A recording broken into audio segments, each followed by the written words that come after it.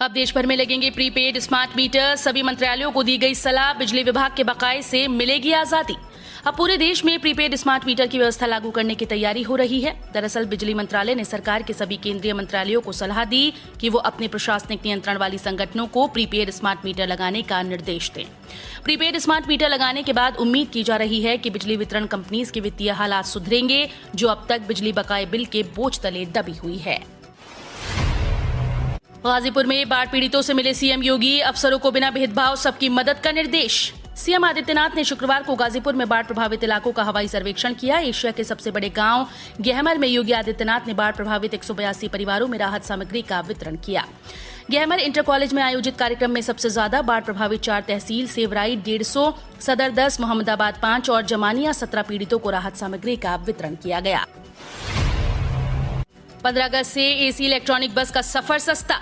AC electronic बस से सफर करने वाले यात्रियों के लिए राहत की खबर है। 15 अगस्त से इलेक्ट्रिक बसों का सफर सस्ता हो जाएगा। नगर विकास मंत्री आशुतोष टंडन की घोषणा के बाद इलेक्ट्रिक सिटी बसेस का किराया साधारण सिटी बसेस के बराबर लिया जाएगा। इस संबंध में गुरुवार को मंडलायुक्त की ओर से सस्ते किराए के प्रस्ताव को मंजूरी दे दी गई।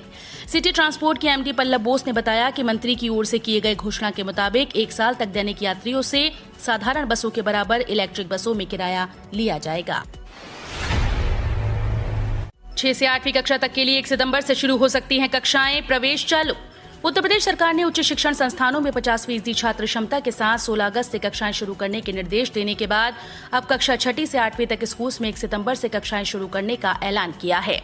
उत्तर प्रदेश के मुख्यमंत्री योगी आदित्यनाथ के कार्यालय से जारी की गई सूचना के अनुसार राज्य में 6ठी से 8वीं कक्षा के लिए प्रवेश प्रक्रिया शुरू करने के निर्देश दे दिए गए हैं। टोक्यो ओलंपिक विजेताओं का सम्मान करेगी यूपी सरकार। सीएम योगी ने किया नीरज चोपड़ा को 2 रजत पदक विजेताओं को 1.5 करोड़ देने का ऐलान। यूपी सरकार टोक्यो ओलंपिक खेल में हिस्सा लेने और पदक जीतने वाले खिलाड़ियों को सम्मानित करेगी। मुख्यमंत्री योगी आदित्यनाथ ने शुक्रवार को गोरखपुर में ऐलान किया कि ओलंपिक में स्वर्ण पदक जीतने वाले जैवलिन थ्रोअर नीरज चोपड़ा को 2 करोड़ रुपए, रजत पदक विजेता वेट लिफ्टर मीराबाई चानू और पहलवान रवि दहिया को 1.5 करोड़ रुपए, कांस्य पदक विजेता मुक्केबाज लवलीना, बैडमिंटन खिलाड़ी पीवी सिंधु, पहलवान बजरंग पुनिया को 1-1 करोड़ रुपए पुरस्कार में दिए जाएंगे। हवाई सर्वेक्षण के बाद सीएम योगी ने अधिकारियों के कसे पेच, बोले कोरोना की तर्ज पर बाढ़ से भी निपटे। मुख्यमंत्री योगी आदित्यनाथ ने कहा कि प्रदेश के 24 जिलों के 600 गांव से अधिक आबादी वाले गांव बाढ़ से प्रभावित हुए। जिस प्रकार कोरोना पर प्रभावी नियंत्रण किया गया है, वैसे ही बाढ़ से भी निपटेंगे। कहा कि प्रदेश में बाढ़ का कारण राजस्थान के कोटा बैराज, एमपी के माता टीला और हरियाणा के हथिनी कुंड बांध से पानी छोड़ा जाना है, जिसके कारण यमुना, चंबल और बेतवा नदियों में अत्यधिक जल प्रवाह हुआ, जो गंगा के माध्यम से कई जिलों में फैल गया। असिस्टेंट प्रोफेसर भर्ती की चयन प्रक्रिया में बदलाव, जाने कब से लागू हो रहा नियम। अगर आप असिस्टेंट प्रोफेसर बनने की सोच रहे हैं तो आपके लिए जरूरी खबर है। मानव संसाधन विकास मंत्रालय ने देश भर के विश्वविद्यालयों में सहायक प्रोफेसर की भर्ती के लिए पीएचडी और यूजीसी नेट दोनों को अनिवार्य कर दिया। ऐसे में माना जा रहा है कि आगामी सत्र 2021-22 से यह नियम लागू हो जाएगा। इससे पहले सहायक प्रोफेसर की नियुक्ति के लिए यूजीसी नेट पास होना या फिर पीएचडी की डिग्री होना अनिवार्य थी। कल से देश में हवाई यात्रा हुई महंगी। घरेलू उड़ानों के किराए में 12.5% की बढ़ोतरी। कल से देश में हवाई यात्रा के लिए ज्यादा कीमत चुकानी शुरू हो गई। घरेलू हवाई यात्रा कल से महंगी होने जा रही है। नागरिक उड्डयन मंत्रालय ने गुरुवार रात हवाई किराए में 12.5% की बढ़ोतरी करने का निर्णय लिया। ये निर्णय कल से लागू हो गया। हवाई किराए की मिनिमम और मैक्सिमम दोनों ही वैल्यू पर यह बढ़ोतरी की गई है। इसके साथ ही केंद्र सरकार ने देश में सभी एयरलाइंस को घरेलू उड़ानों की संख्या में 7.5% की बढ़ोतरी करने की इजाजत दी है। पीसीएस परीक्षा में शामिल अभ्यर्थियों की मार्कशीट वेबसाइट पर न होने का मुद्दा गरमाया। उत्तर प्रदेश लोक सेवा आयोग की पीसीएस परीक्षा में शामिल अभ्यर्थियों की मार्कशीट वेबसाइट पर उपलब्ध न होने की शिकायत लगातार बढ़ रही है। पीसीएस 2018, 2019 और 2020 की मुख्य परीक्षा में शामिल हुए अभ्यर्थियों की मार्कशीट उत्तर प्रदेश लोक सेवा आयोग की वेबसाइट पर उपलब्ध नहीं है। अभ्यर्थियों ने आयोग में प्रत्यावेदन दिए, लेकिन कोई जवाब नहीं मिला। मुंबई जाने वाली ट्रेन में लगेंगे एलएचबी कोच, यात्रियों को मिलेगी ज्यादा सुरक्षा।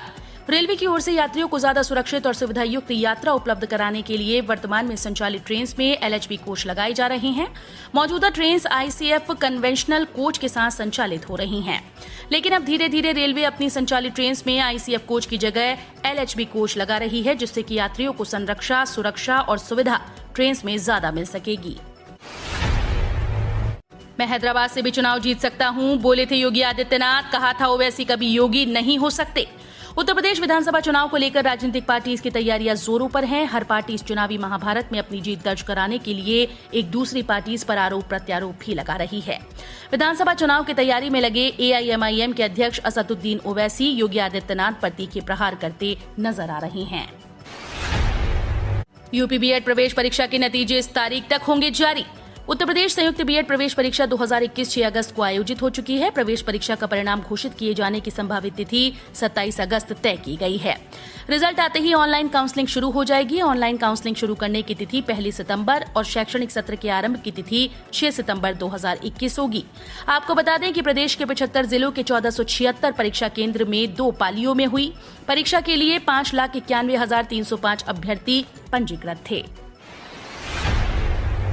उत्तर प्रदेश राज्य इंजीनियरिंग सेवा परीक्षा 2021 का नोटिफिकेशन जारी। 281 पदों पर भर्ती।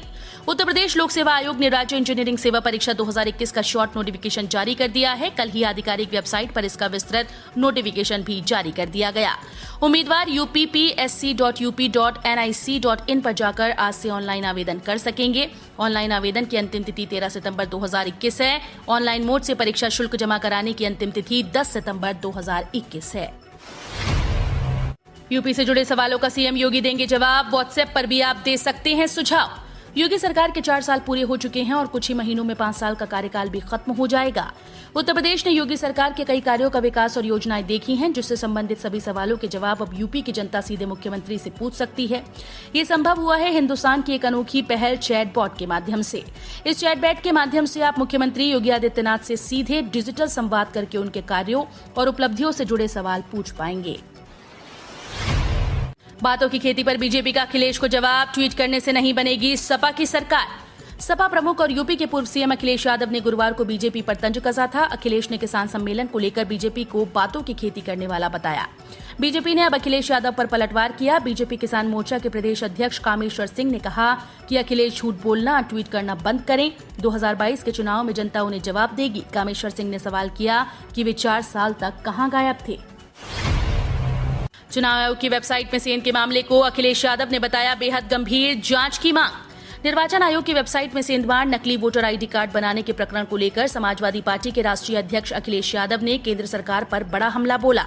उत्तर प्रदेश के पूर्व मुख्यमंत्री अखिलेश यादव ने इस मामले को देश की गरिमा के साथ ही सुरक्षा के साथ जुड़ा बताया। समाजवादी पार्टी के सुप्रीमो ने शुक्रवार को नकली वोटर आई कार्ड बनाने के प्रकरण पर एक ट्वीट भी किया। उन्होंने कहा कि उत्तर प्रदेश चुनाव आयोग की वेबसाइट में एक नवयुवक के डिजिटल सेंधमारी करके नकली वोटर आईडी कार्ड बनाए जाने की खबर बेहद गंभीर है। उन्होंने कहा कि ऐसे घपलों के लिए पूरे राज्य में जांच हो, पता चले कहीं इसे राजाश्रय तो प्राप्त नहीं। परीक्षा से एक दिन पहले एसएससी सीजीएल टियर 1 में बड़ा बदलाव।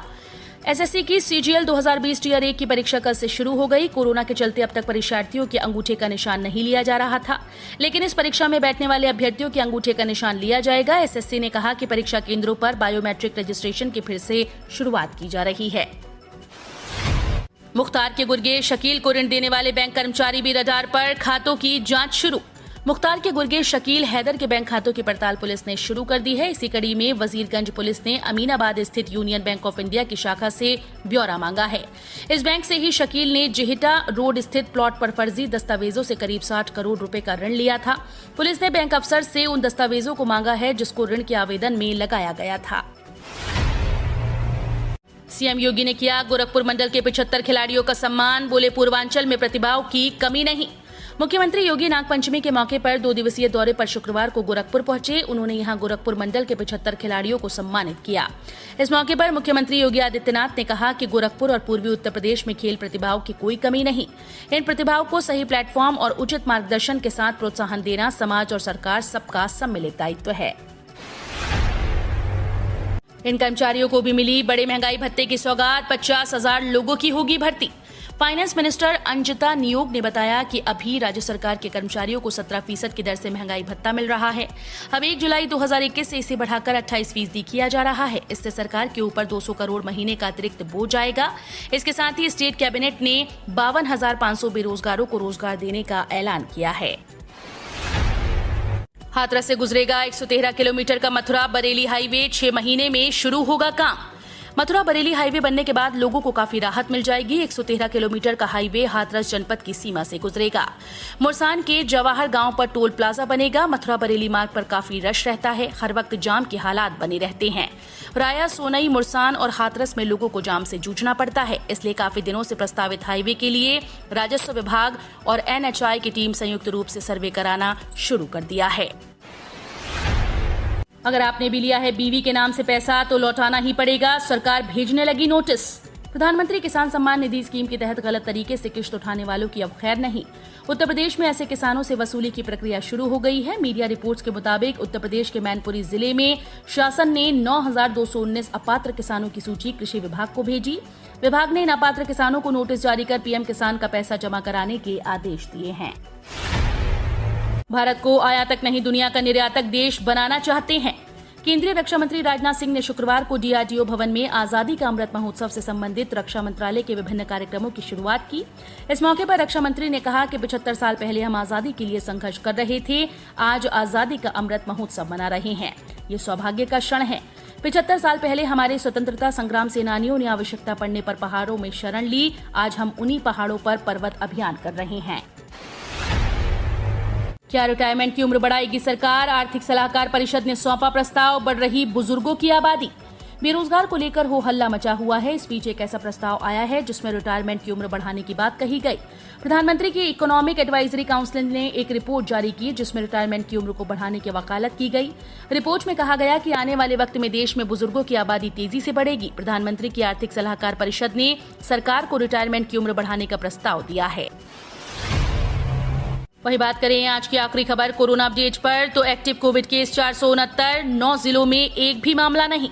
उत्तर प्रदेश पिछले 24 घंटों के दौरान कोविड-19 के 33 नए मरीज मिले, जबकि 44 मरीज डिस्चार्ज हुए।